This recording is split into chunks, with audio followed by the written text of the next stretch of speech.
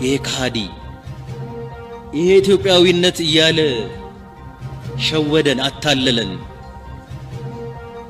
ኢትዮጵያዊነት ሱስ ነው ብሎ አታለለን። ስለዚህ አሁንም ኢትዮጵያዊነት ያለ ሀፍረት እናገራለሁ፣ ነገም ኢትዮጵያዊነት ሱስ ነው።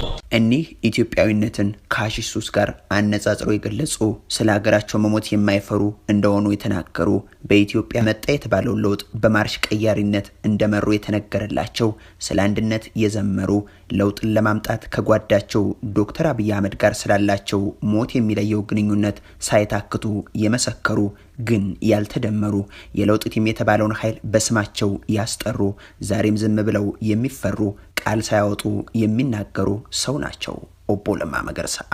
የዛሬው ዝግጅታችንም ሰሞኑን በተደረገው የኦሮሚያ ብልጽግና ፓርቲ ስብሰባ ላይ ስማቸው ተነስቷል የተባሉት አቶ ለማ መገርሳ፣ የቁም እስረኛው አቶ ለማ፣ ፖለቲከኛው ኦቦ ለማ፣ ሰላዩ ለማ መገርሳ፣ ለውጥ አቀንቃኙ በመደመር ዓለም ላይ የተቀነሱት የመገርሳ ልጅ ለኮስኩት ያሉት የለውጥ እሳት እሳቸውንም እያነደደ ነው። በእርግጥ ሰሞኑን ኦቦ ለማ ላይ ምን ሆነ? ጥንቅራችን ወደ በኋላ ላይ ምላሽ አለው። የቪኦኤዋ የአፋን ኦሮሞ ጋዜጠኛ ጃለን የገመዳ ወደ ሀገሪቱ ሰሞነኛ የለውጥ ቀንዲል የኦሮሚያ ምክትል ፕሬዝዳንት ስልክ ደወለች። ያን ሰሞን ጠቅላይ ሚኒስትር አብይ አህመድና ሹማምንቶቻቸው የኢህአዴግን ውህደት ሀሳብ በተራ ካድሬውና ፖለቲከኞች ላይ ለማዋሃድ የመደመር አስተሳሰብንም ለማብራራትና ለማሳመን የሚታትሩበት ሰሞን ነውና ዝም ያሉት ኦቦ ለማ መገርሳ ሀሳብ ይጠበቅ ነበር። የጋዜጠኛው ቁልፍ ጥያቄም ይህ ነበር። ልደትዎን በአውሮፕላን ውስጥ ያከበርሎት፣ የለውጡ መሪ ሲል በሎስ አንጀለስ ሰማይ ስር ያወደሶት፣ የድህነት ጓዴ ብሎ በሚሊኒየም አዳራሽ የሸለሞት የሀገሪቱ መሪ ጠቅላይ ሚኒስትሩ ያመጡትን የመደመር ፍልስፍና የፓርቲውን ውህደትስ እንዴት ተመለከቱት የሚል ሆነ ጥያቄው። ውህደቱን በተመለከተ ከመጀመሪያ ጀምሮ የማላምንበት ጉዳይ ነው። በዚህ ጉዳይ ላይ የተለየ ሀሳብ እንዳለኝም በተለያየ ጊዜ ገልጫለሁ። መዋሃዱ ትክክል አይደለም፣ ከሆነም በችኮላ መሆን የለበትም። ይሄ ነገር ይቆይ እንወያይበት ብያለሁ። መደመር የሚባለው ነገርም አይገባኝም። እኔ ተናግሬያለሁ። ለነገሩ እኔ ተሰሚነት አጥቻለሁ። ተቀባይነት ካጣሁ ቆየሁ።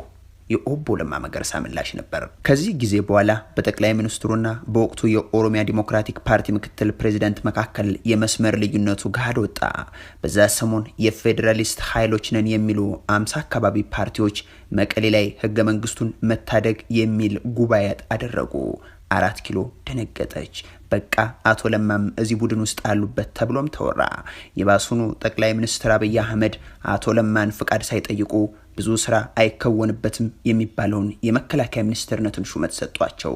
ኦቦ ለማ በዚህ የመከፋትና አርመሞ ውስጥ ሆነው ወራት ነጎዱ።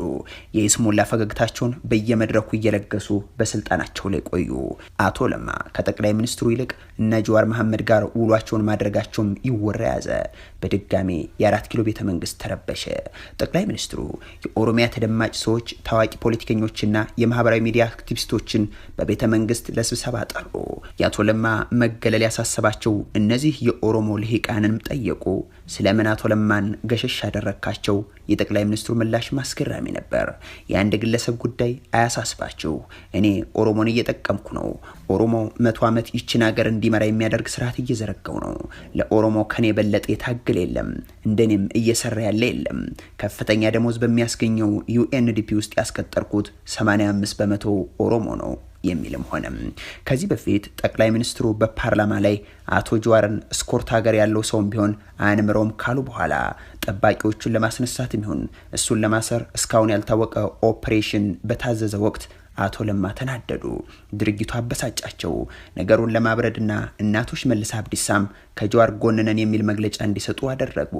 ይችኑ ልምድ በሃጫሉ ሁንዴሳ ግድያ ጊዜም እንዲያዋጡ ተጠየቁ። አቶ ለማ ከግድያው ማግስት የተፈጠረውን አለመረጋጋት ልክ እንደ ጡት አባታቸው አባዱላ ገመዳ ወጥተው እንዲረጋጋ ይናገሩ ተብለው ቢጠየቁም አሻፈረኝ ማለታቸው ሾልኮ ይወራ ጀመር።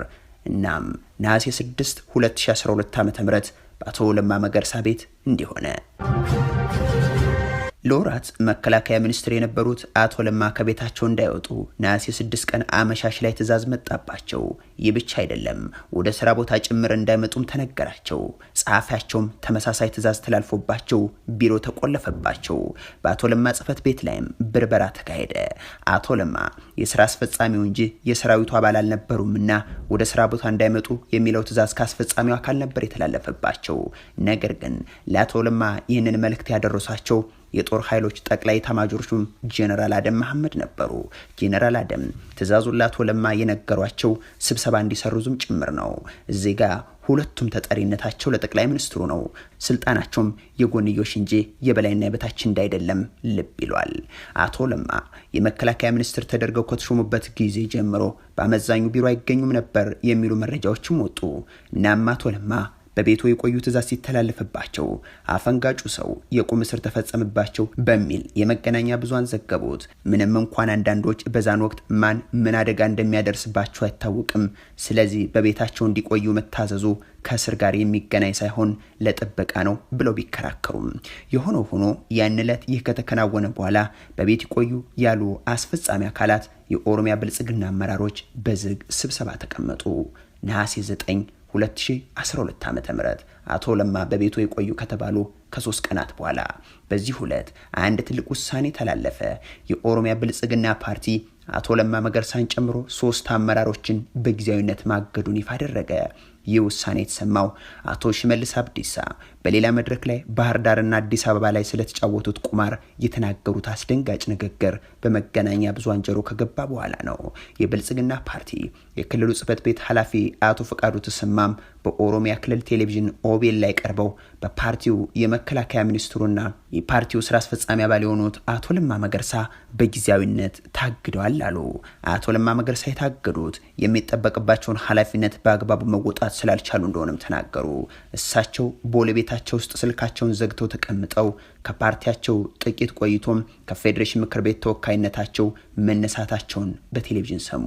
አብዮት ልጇን በላች ነውና ነገሩ እየመሩ ብልጽግና ባደረሷቸው ሰዎች መሰናበታቸው ተነገራቸው። በእርግጥ ድሮንም አቶ ለማ የብልጽግና አባል አልነበሩም። ጠቅላይ ሚኒስትሩም በማንጨክንባቸው ሰዎች ላይ ጨከን አሉ። በወቅቱ ጠቅላይ ሚኒስትሩ ሊያስተላልፉት የፈለጉት መልእክት ለማን እኔ ሳልሆን ጉባኤው አባረረው የሚል ነበር። አቶ ለማ መገርሳ የመባረራቸው ዜና ሲሰማ ካሉበት ሆነው ከየትኛው ብልጽግና ነው ወጣ የምትሉኝ? ቀድሞ ነገር እኔ መቼ ብልጽግና ባልሆንኩ በማለት ምላሽ መስጠታቸውን ለእሳቸው ቅርበት ያላቸው የኦሮሚያ መገናኛ ብዙሃን ተናግረዋል። አቶ ለማ መገርሳ በአንድ ወቅት የመሰላቸውና የሚያምኑበትን ነገር ከመፈጸም ወደ ኋላ እንደማይሉ ሲናገሩ መደመጣቸው ደግሞ ለዚህ ማጠናከሪያ ሆኖ ይቀርባል። እኔ በድብቅ የምናገረው ነገር የለኝም። የማምንበትን ፊት ለፊት ከመናገር እምፈራ ሰው አይደለው። በእርግጥ ኦቦ ለማ መገርሳ ከብልጽግና ሰዎች ጋር የሀሳብም የግብርም ልዩነት ውስጥ እንደገቡ የታወቀው አስቀድመው ቢሆንም እሳቸው የተነሱ ሰሞን የወጣው የሽመልስ አብዲሳ ንግግር ግን ልዩነቱ ሰፊ እንደነበር በግልጽ የሚያሳይ ነው የሚሉም ተበራከቱ። አቶ ሽመልስ አብዲሳ ከአማራ ዲሞክራቲክ ፓርቲ ሰዎች ጋር የተፈጠረውን ጋብቻ እንዲህ ነበር የገለጹት። ዘመድ ለማፍራት ብዙ ሰርተናል። አባይን ተሻግረን ባህር ዳር ብዙ ሰርተናል። የቻልነውን አሳምነን ኮንቪንስ፣ ያልቻልነውን ግራ አጋብተን ኮንፊውዝ አድርገናል። አሁን የሚያስቸግረው ሌሎች ለምን ግራ ተጋቡ ብላችሁ ትጨነቃላችሁ። ምን አገባችሁ? ቁማሩን በደንብ ነው የተጫወት ነው። ቁማሩን ስለተጫወትን ነው የበላ ነው። ፖለቲካ ተንኮል ነው፣ ከውስጡ ሌላ የለውም። ምን ያክል ተንኮል ትችላለህ ነው ዋናው አቶ ሽመልስ የተናገሩት። ኦቦ ለማ መገርሳ ግን ባህር ዳር ተሰራ ስለተባለው ድብቅ የፖለቲካ ሴራ ምላሻቸው የተገላቢጦሽ ነው። በግልጽ መናገር የምፈልገው እኔ ከዚህ ውጪ ባህር ዳር ሲሄድ ሴራ ፖለቲካ ለመስራት አይደለም፣ ደባ ፖለቲካ ለመስራት አይደለም። እውነትን ይዤ ነው የሄድኩኝ። ሌላኛው ጉዳይ አንድ ሰሞን ኦቦ ለማ መገርሳ ከሶማሌ ክልል የተፈናቀሉ የኦሮሞ ተወላጆችን አዲስ አበባ ሰፈሩ፣ የአዲስ አበባን ዲሞግራፊ ለመቀየርም እየሰሩ ነው በሚል መታመታቸውን ተከትሎ የሰጡት ምላሽ ነው። የብልጽግናው ሽመልስ አብዲሳ ስለ አዲስ አበባ ሲናገሩ እንዲህ አሉ። ለአዲስ አበባ ብዙ መፍትሄ አለ። አንደኛው በህገ ወጥም ሆነ በህጋዊ መንገድ ሰው ማስገባት ነው። ሌላኛው አዲስ አበባን የማትጠቅም ከተማ ማድረግ ነው። 4-5 የፌደራል ከተማን መሰረታለን። ኦቦ ሽመልስ አብዲሳ የተናገሩት ነው። አቶ ለማ መገርሳ ደግሞ ከአዲስ አበባ ጋር በተያያዘ ሀሳባቸው ሌላ ነው። እኔ አዲስ አበባን ዴሞግራፊ እንቀይራለን ብዬ አልተናገርኩም። እንኳንስ እንዲህ ለማድረግ ለማሰብ የሚዳዳኝ እብድ አይደለሁም።